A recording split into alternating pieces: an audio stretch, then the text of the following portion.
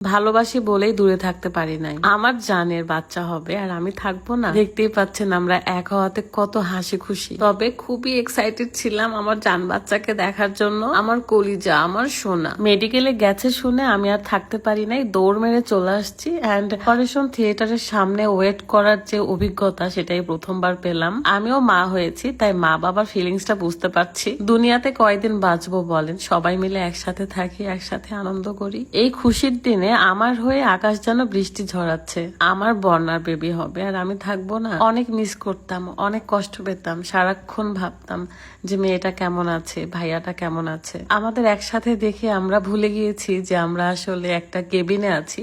এত গল্প করেছি, এত মজা করেছি। একটু পরে তাকে ওটিতে নেওয়া হবে এবং সবাই খুব ভয় পাচ্ছিলাম।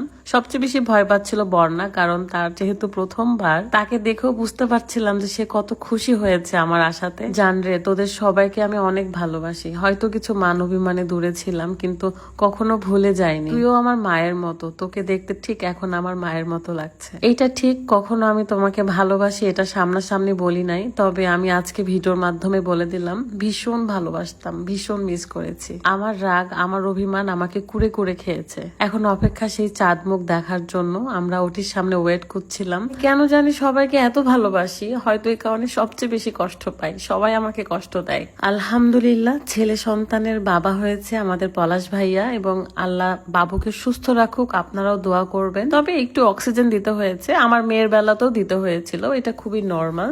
বাট আমরা সবাই মিলে অনেক বেশি টেক কেয়ার করেছি। এখানে সবাই ছিল তার ফ্যামিলি। আমার বেলা আমার ফ্যামিলির আমি কাউকেই পাইনি। কেন আমার ভাগ্যটা এমন সেটা কোনো একদিন হয়তো বলবো। তবে